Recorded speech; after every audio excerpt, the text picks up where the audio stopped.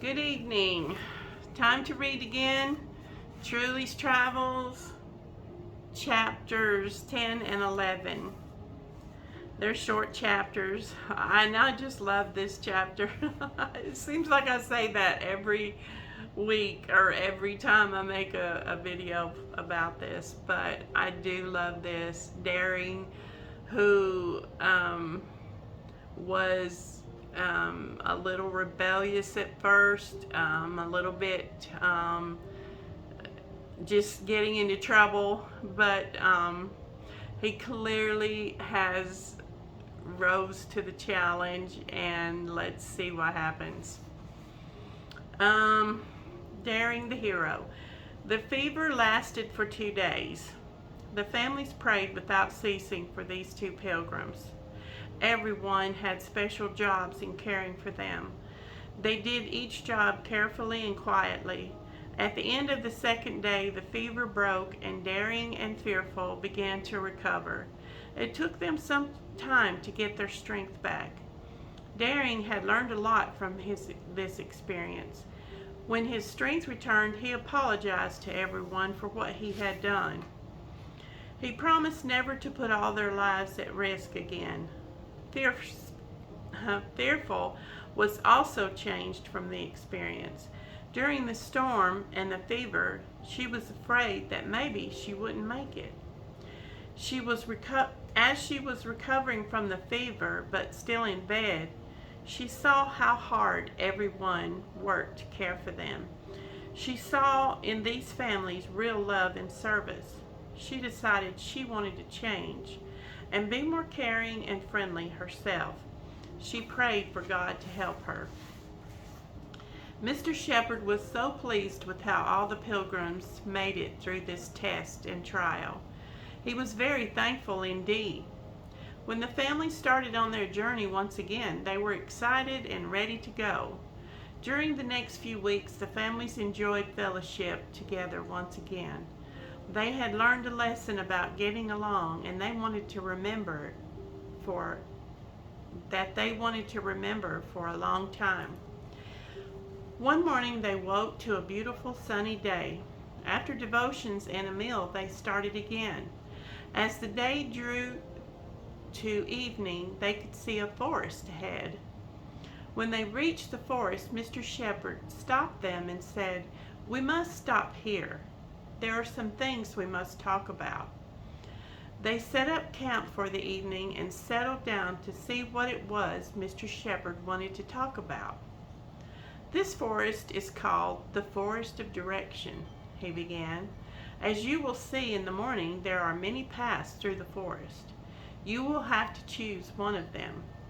Not all paths lead to the celestial city. You will need to be careful and stay on the right path." Psalms 16:11, Psalms 17:5, Psalms 25:10, Proverbs 1:15, Proverbs 2:15, and Proverbs 3:6.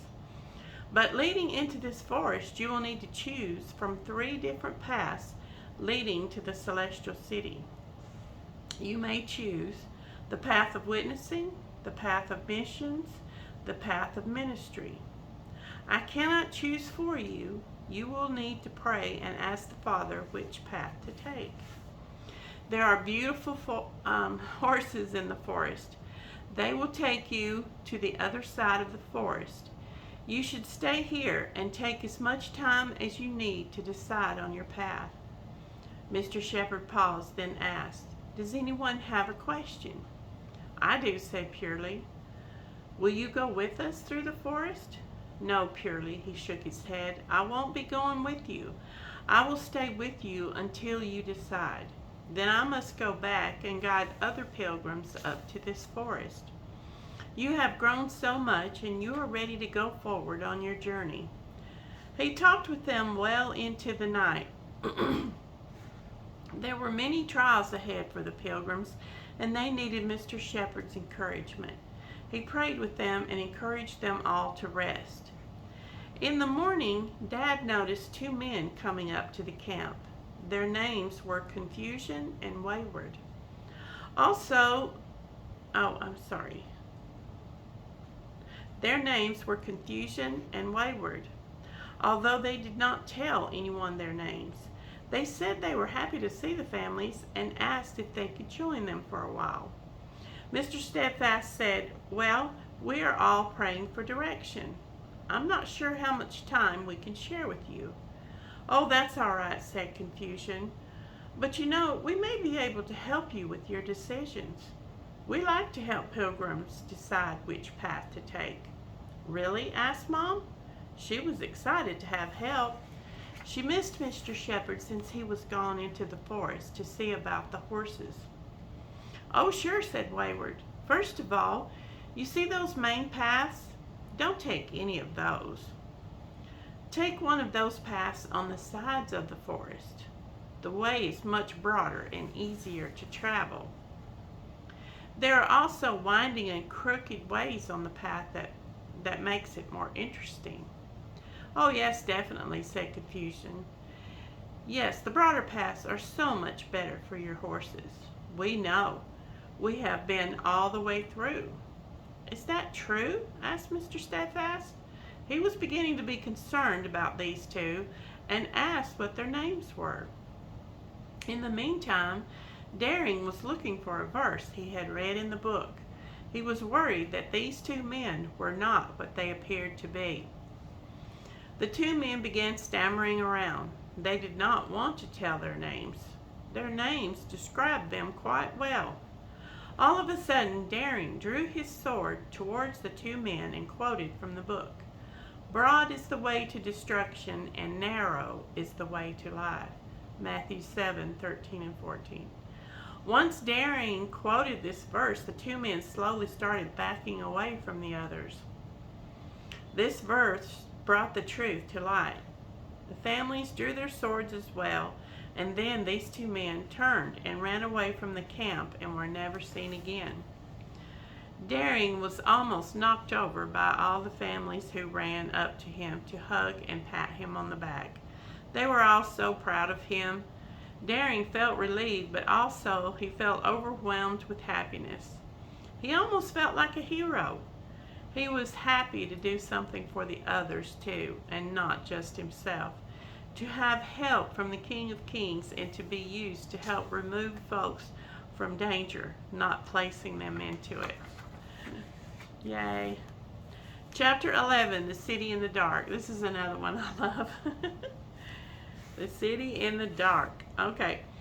The next morning, the families came together for morning devotions. Mr. and Mrs. Weakfaith were so excited to share their news. "We were up most of the night," said Mrs. Weakfaith, "and we've decided to take Path of Ministry. We are ready to leave today. We have so many ideas, we just can't wait to get started." The other families were glad for them. Although they were sad to be separating from them, they knew it was the right thing. They said their goodbyes, and then the Weakfaith family was on their way. Truly couldn't help being sad that day. She prayed for good travels for this family, and especially Daring and Fearful. She would miss them. Truly thought that she and her family would be there for a while deciding which path to take. But 2 days after the Weakfaith family left, their family and the Steadfast family had decided as well. The Steadfast family would take the path of missions, and her family would be taking the path of witnessing. She wondered why it was that they were all taking different paths, but decided not to fret over it. It was the right way to go, and she must trust in the decision. They had prayed for the direction and got it. She would be strong and willing to go, and more than likely she would meet new friends. What a day it was! The horses were ready to take them to the city on the other side of the forest. They were truly beautiful animals. Here they must say goodbye to Mr. Shepherd. They would truly miss him. He had been such an encouragement to them, but he had his job to do on this journey too. Once they were off on the horses, Truly was surprised at how fast they were able to go on the narrow path. She enjoyed everything about the ride, the wind blowing through her hair, the sun peeking through some of the trees, the beautiful birds singing to them along the way, and the magnificent horse she was riding. He was beautiful, shiny, and black, and he seemed to know where to go without any prompting from Truly. The only thing she didn't like about the ride was how fast it was all over. Before she knew it, they had arrived at the city. They stood together and watched the horses go back into the forest, and they turned and prepared to I think I left a word out there. And they turned and prepared to go into the city and begin their ministry. Dad suggested that they stop for prayer before going on. Truly was suddenly a little fearful. She thought of going into this unknown city where there were people she did not know, and was glad they stopped to pray. After the prayer, they started for the city. When they made it to the entering into the city, a kind-looking man came to meet them. "Hello," he said. "My name is Friend. Are you pilgrims on your way to the celestial city?" "Yes, we are," said Mom. "I thought so. I'm glad you've come. Every willing pilgrim is a willing sight to me and my family." He held out some candles to them. The Found family looked at the candles, perplexed. "You will need these," he explained. "This city is called the City in the Dark. Once we are inside the city, it will be darkness all the time. You will need candles to see anything." As Friend looked around him, he could see that they were all confused. "The darkness is a plague on the city because of their lost condition," he explained. "Once they see their need of a Savior and surrender their lives to the King of Kings, they will want to leave the city in the dark. I know it is hard to imagine, but for now, the citizens of this city want to live here. It is sad, and there is much to do. Are you ready?" "We are," said Dad. "Where do we start?" "Come with me," Friend said. "I will take you all to rooms and you can get settled in. Then later we can talk about your work." The Found family was very grateful for Friend's help.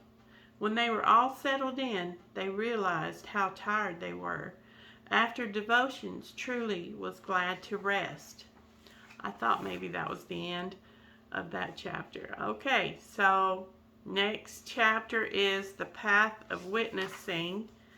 And if it isn't long, and it isn't, then we'll do Beautiful Sunshine as well next time. So we'll see what happens in the City in the Dark. And I hope you're enjoying this, and I'm going to end it here. You all have a great week, and Lord bless you.